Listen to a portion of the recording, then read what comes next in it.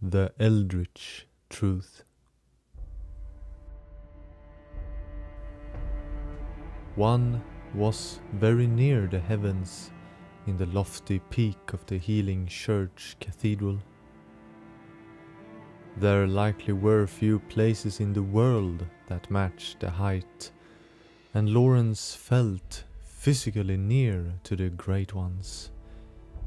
So close to the heaven he felt as great as them. Watching over the land in a fashion he imagined the great gods do themselves. Save for the wind that blew in a more emboldened strength, it was very quiet. He would find focus there as he wrestled with himself. The thoughts conjured upon these heights calmed him and allowed him to delve within himself. It was one of the most pleasant feelings he knew. High up where the wind blew and the sight was supreme, he often would come to master what the blood brought about. A fear had since some days past started to creep up. He sensed his time was running short. His age was advanced, but with his body filled with holy blood, it did not matter. But he had noticed when he abstained from the drink, his eldering body reminded him that he was still human. But what was it? What was the nature of the world that separated mankind from Great One? He had experienced how it felt to encounter the beast within oneself. Never before had he seen it so clear, but he knew it had to have been there all along, as a fundamental part of him.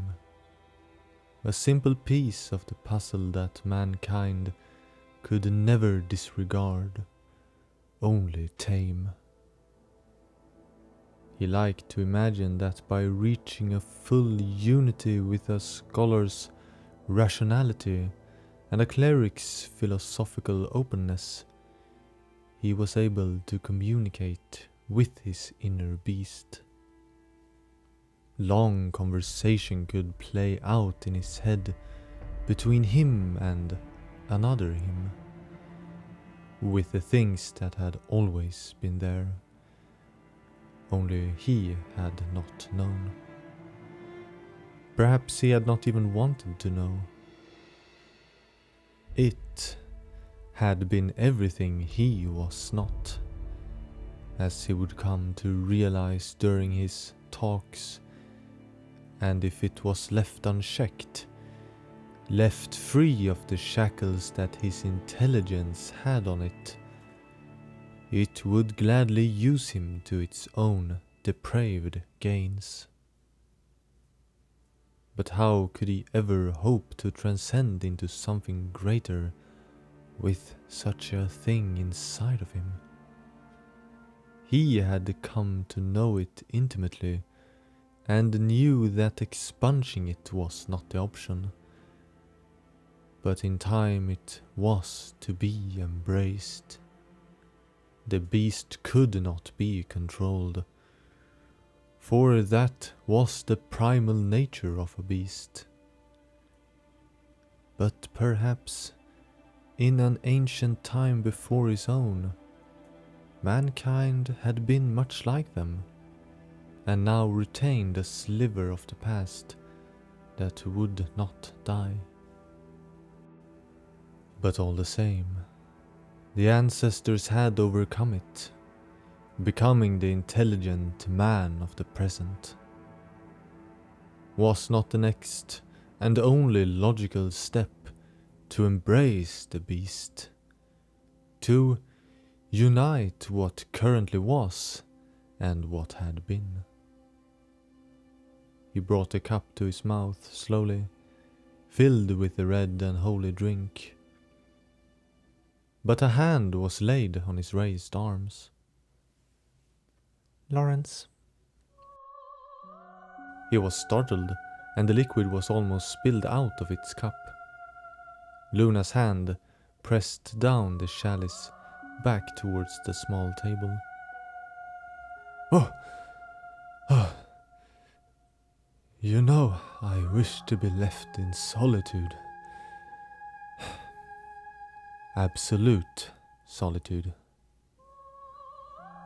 She raised one eyebrow scornfully and crossed her arms. Is this how you research that rune? By consuming even more blood? It's madness, Lawrence. Don't you see how it looks? It is needed. I must have control of it. You needn't worry. I am approaching it within reason. Her eyes softened, and her true emotions were laid bare. She was growing frustrated, worried and angry, increasingly for every time that she asked. But what could he say?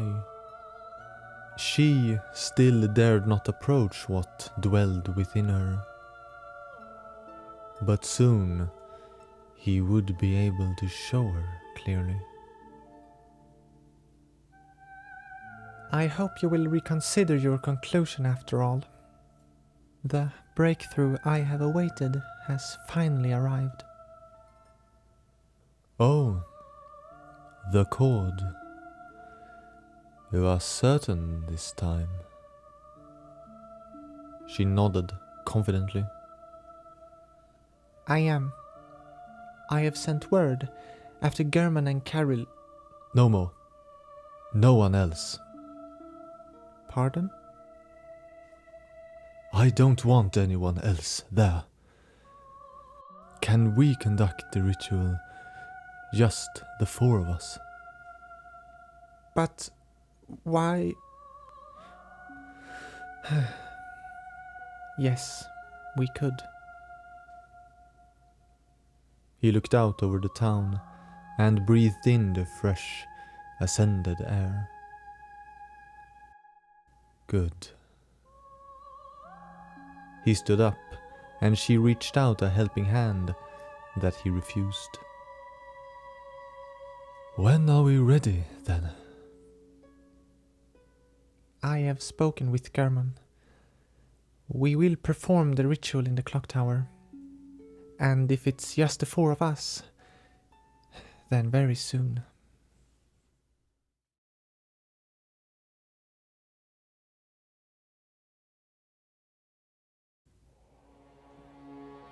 The high and many steps up to the cathedral's ominous facade was heavy to trod. Jura had always found it a bit strange, funny even, that he was employed by the church, yet a hunt was his undeniable calling. Not a man of the faith, but of the wilds. The simple life of a hunter was one spared of any moral crossroads or lofty thoughts.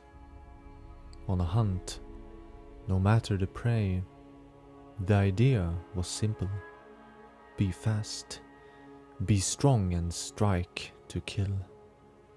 A dance of endurance which had only one of its two participants leaving the floor, filled by the thrill. Looking up towards his old master, old and veteran as he was, he did however wish that some of that spiritualism would eventually enter into his own life, despite it appearing as an occasional bother. To German, it seemed to be the source of his determination, something that transcended the hunt. What else could it be? As it was with Jura, he would have remained a lowly hunter in the forest in contentment, never conjuring the idea and courage to establish that which German had in the past. The evening was upon Yarnam, and the long shadows from the city's tall building made it almost appear as if the sun had already set. Him and Brador had accompanied their master as he had left the workshop earlier, mentioning only a leave for vital businesses.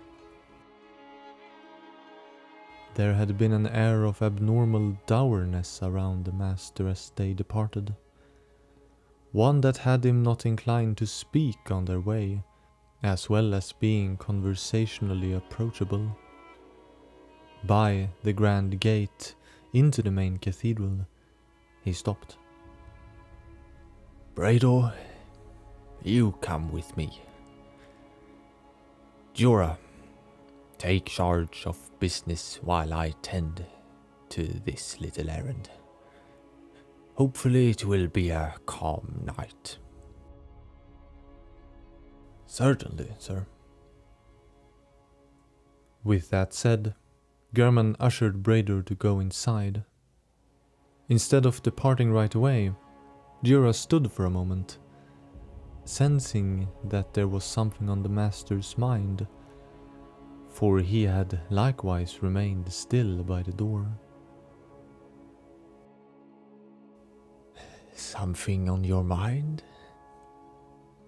German finally ended the silence between them. It was needed for Jura to organize his thoughts, and after a dreadful delay, finally spoke his mind. I am concerned, sir, but I would not want to delay you now. The master stared with tired eyes, an unflinching expression. I fear for our work, and the part that the church plays in all this. But also, myself as an experienced hunter, having it all owed to you, I fear for you as well, sir. It felt shameful to admit, but it had itched in his mind since the master's strange behavior began. Though there was a professional relationship that he himself would call a friendship, never was he certain how the master viewed it. But nothing was said or felt. His gaze remained unmoved. His eyes lowered and stared at his shoes for a time. Sooner or later, he said, maintaining his downward gaze. A time will come when there will be no more hunts. I do long for those days, and I hope the church will see them come with all haste.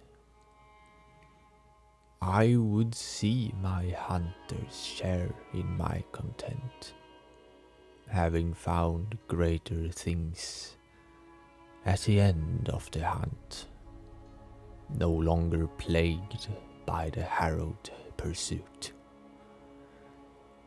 I do hope the day comes very soon. I'll tell you more then. He left him with those words, not interested in hearing more of his questions, and disappeared after Brador into the darkness of the grand cathedral.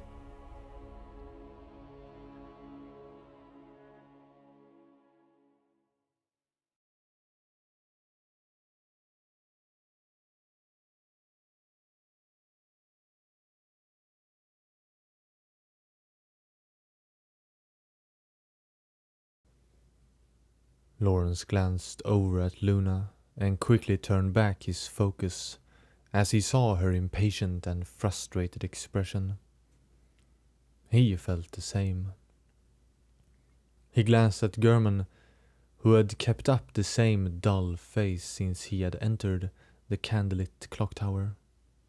A tired face. It frustrated him further. Carol made him the most frustrated, as he interpreted her expression to contain some sort of relief. He looked down at the large circle on the floor they stood around, looking at a pattern that must have taken hours to draw, made him feel foolish. The vile cord within a chalice, the abhorrent bastard relics, and other macabre materials placed out in the symmetrical pattern within the circle. Enough parts of varying qualities to construct an entire body. How foolish. Nothing. Lawrence? Luna started in a warding tone. What, Luna? Am I wrong to feel frustrated? How could this yield this little?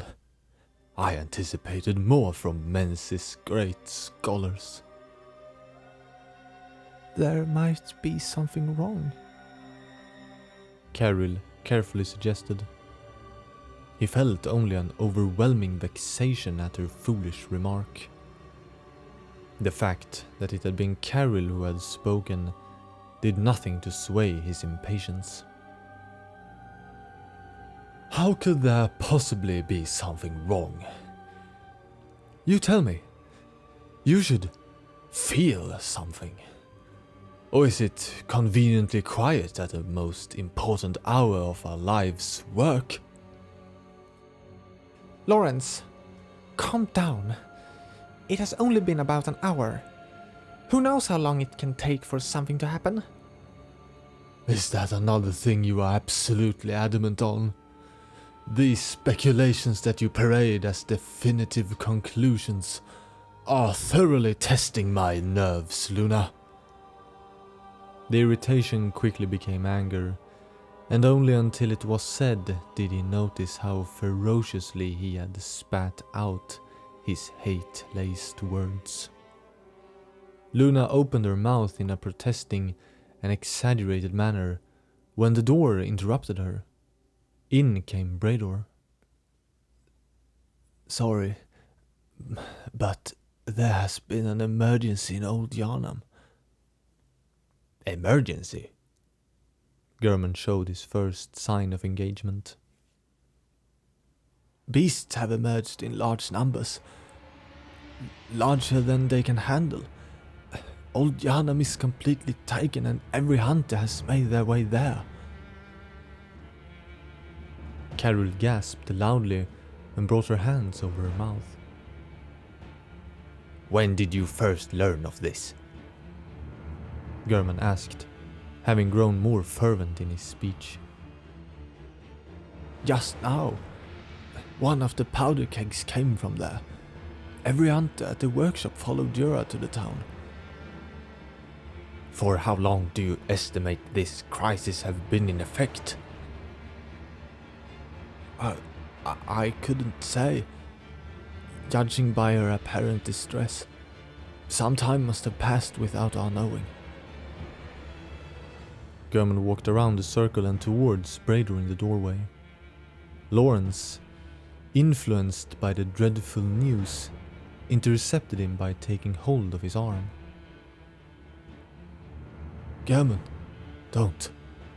One more hunter would not make much of a difference, I'm afraid.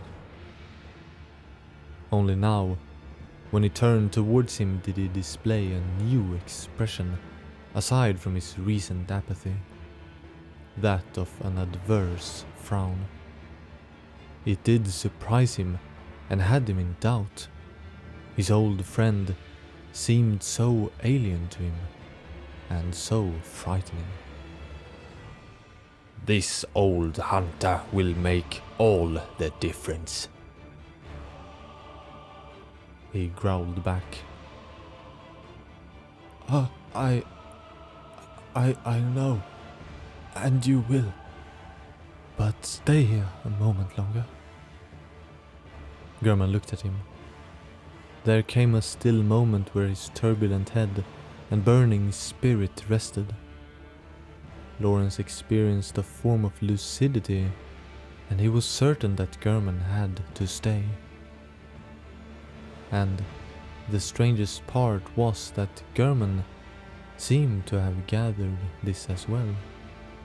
The old hunter turned to Brador, and Lawrence released his arm. You stay where you are. We will see to this mess in due time.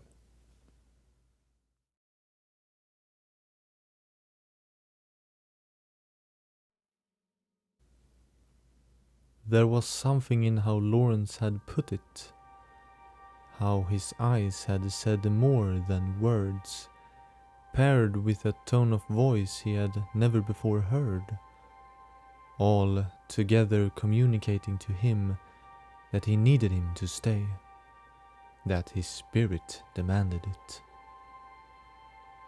It could have been worry for a friend, or a mere strange feeling, but German was no stranger to the gut feeling.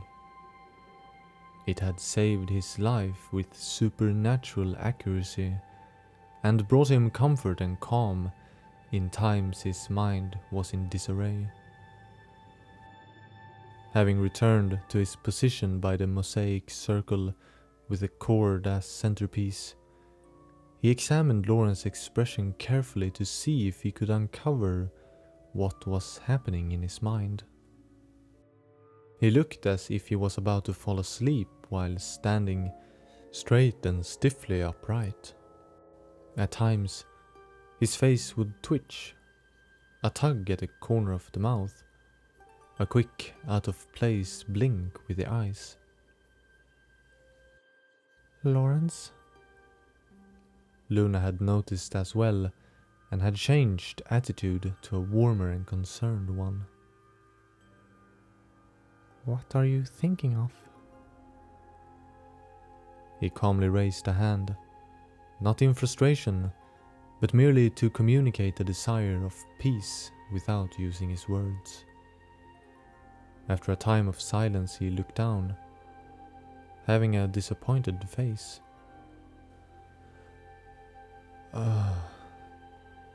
It was just so strange. Like I'm not sure how to put it. A calling seems too blunt of a phrasing. German's focus was suddenly distracted by a sudden shift in the light. He could not tell if it had been present for a while, or if it just had occurred, but he looked up at the celestial dial. The sky seemed strange, and through the spherical window shone streaks of light in reddish hues. Breaking from the circle again, he moved out towards the large door to open it, desiring to see the cause of the strange lights.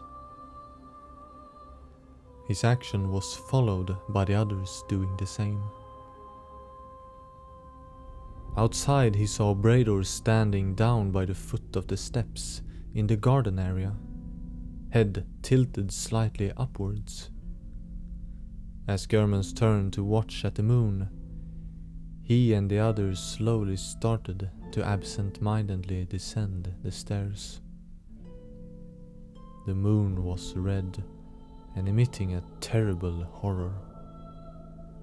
None had words to express their opinions or feelings. Himself definitely felt fear, but also a peculiar sense of satisfaction wrought by that kind of fear. The light began to shine brighter, as if straight at them.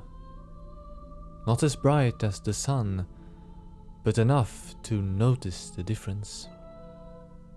To make it more strange, the light was irregular, not a light emitted typically by the moon, but as if cast by a luminous object moving about. He soon discovered that the light itself started to manifest forms. Out of the light of the red moon came long shapes that stretched like vines or roots. They moved to form in the center of the moon, like an egg, irregularly oval, larger at the top and smaller at the bottom. Two other circular shapes manifested inside that constantly moved and changed in their form, like water, but never breaking. The sight was surreal enough to be taken as a dream, but felt real enough to happen. A sort of opposite to a shadow, a shape cast in light instead of darkness. He was then overwhelmed by a presence within himself, as if taken up by something that drowned out his own being and made him captivated by an alien power. He twitched his hand and discovered he was still in control of himself. He looked over at the others, still with the awesome presence within him. They were unmistakably gripped by the same power, but appeared even more captivated by it. He then understood, out of nowhere, a revelation. The presence distinguished itself from him, and he saw it to be the moon itself. No one or nothing had told him of this. He just understood it was the way of things, like the comprehension of a dream.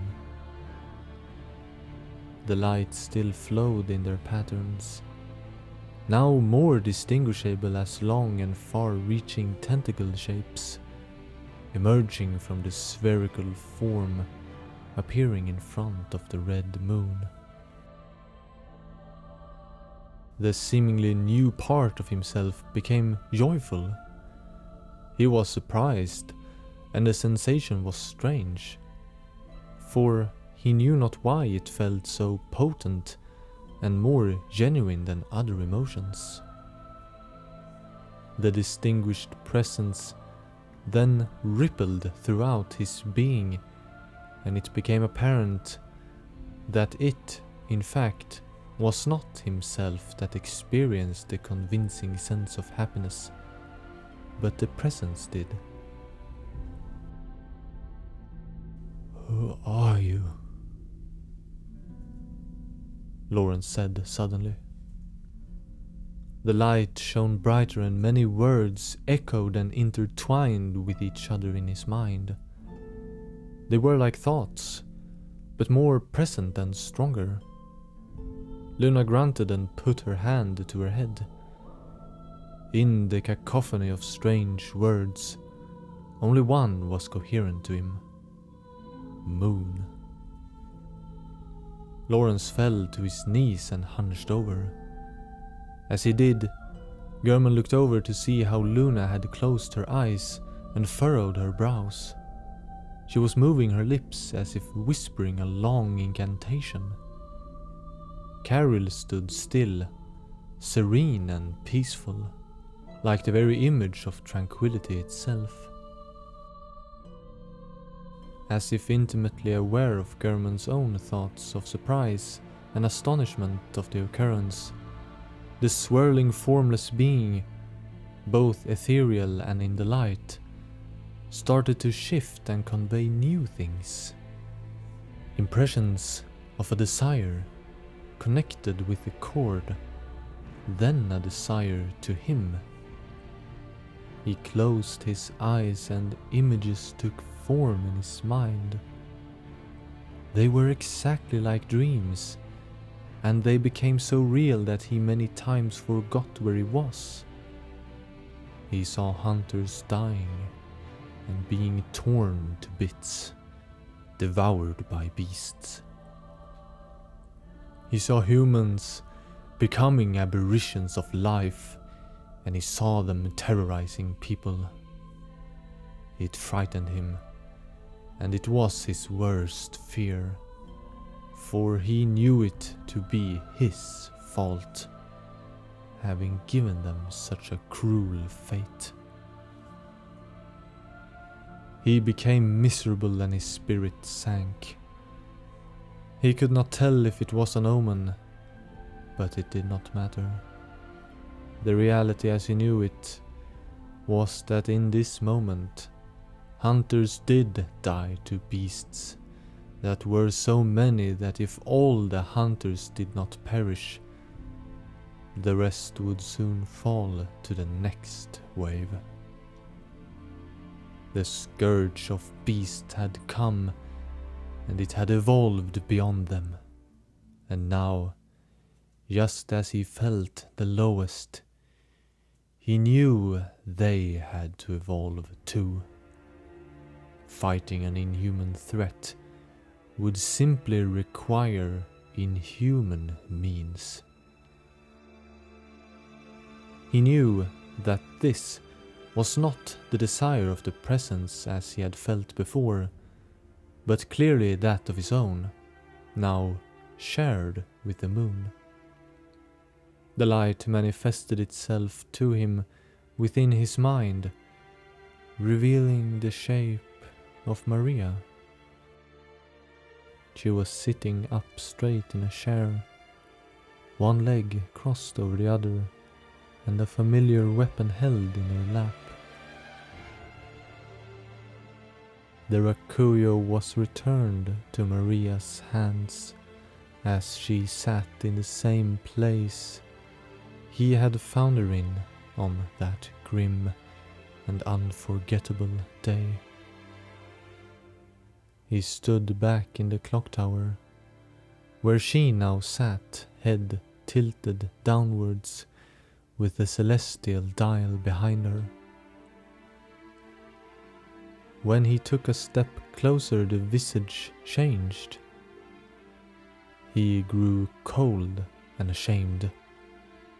In her place sat the doll he had made, dressed in the brown garb he had sewn himself, and she looked so alive. The presence of the looming, unfathomable shape of tentacle arms formed as a shadow in the shining dial behind.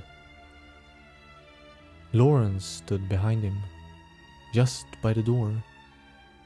He turned to look at him, for he had only felt he had been there. He started to understand that they had at long last succeeded. But in this moment, the only thing that he could think of, the only thing he wanted, was to make one single thing right. Cameron. It was Lawrence who had spoken up amidst the sensations. The pale moon beckons. I have seen the road to ascension and know what I must do. The path to heaven. But it seems our paths diverge here. The hunters must hunt, German, until they are done and the dream ends.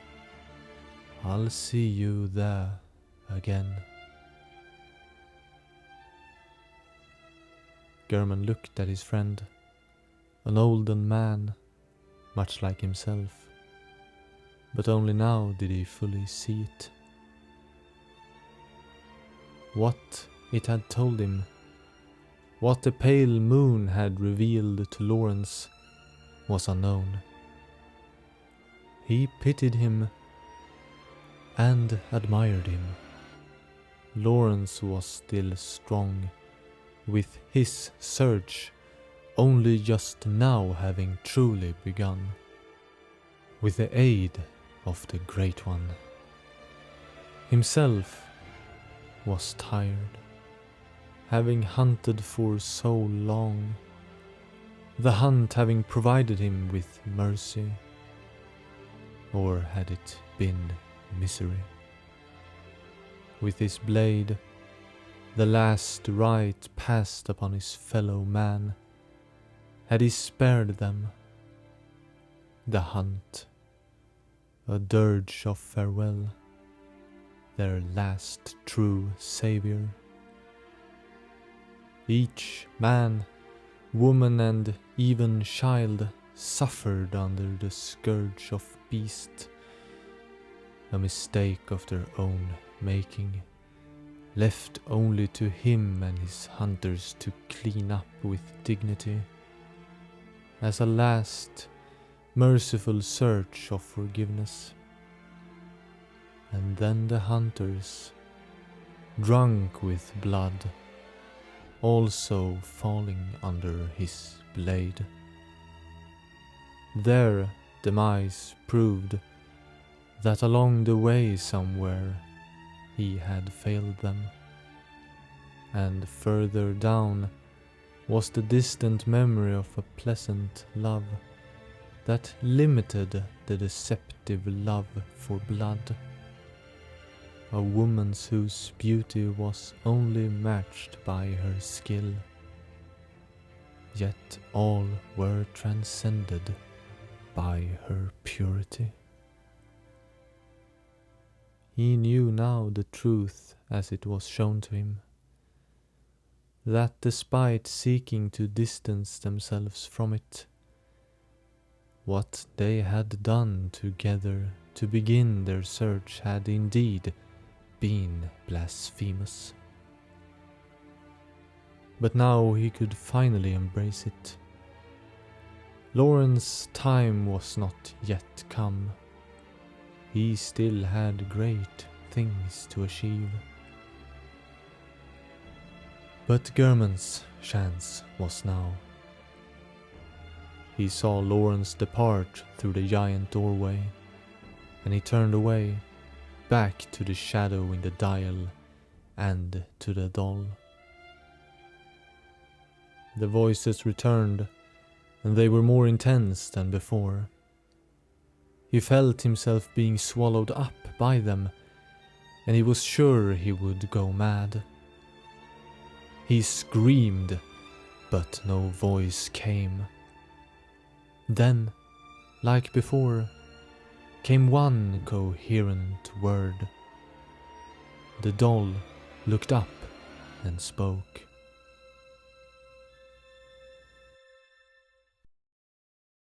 Dream. Tentacles erupted behind her, shattered the dial and roared and raged towards him. The voices silenced, and the crimson and bloody limbs embraced him, and all became dark.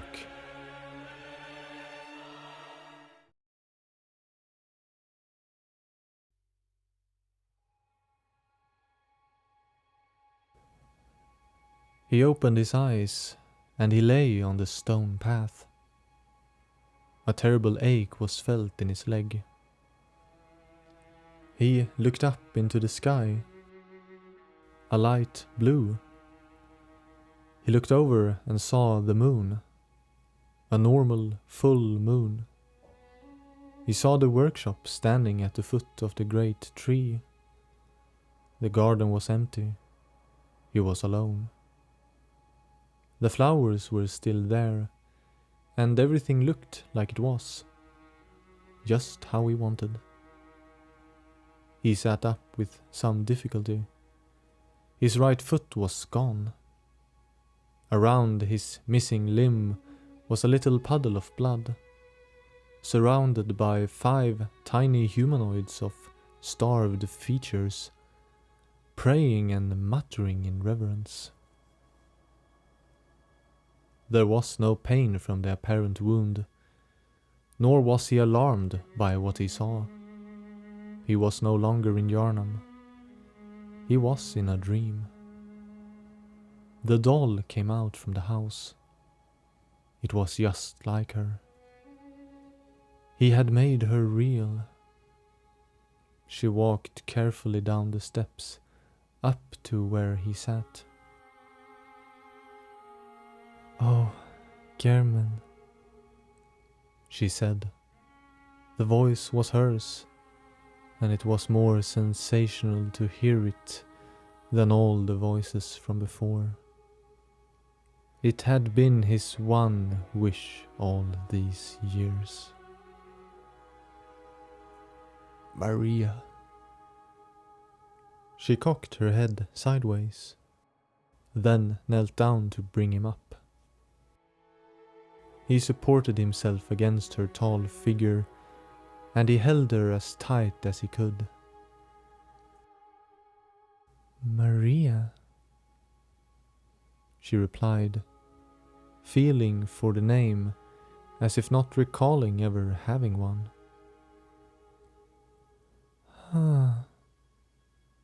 A wish?" she mumbled, like asking someone. "What?" Oh, it was just a thought I got.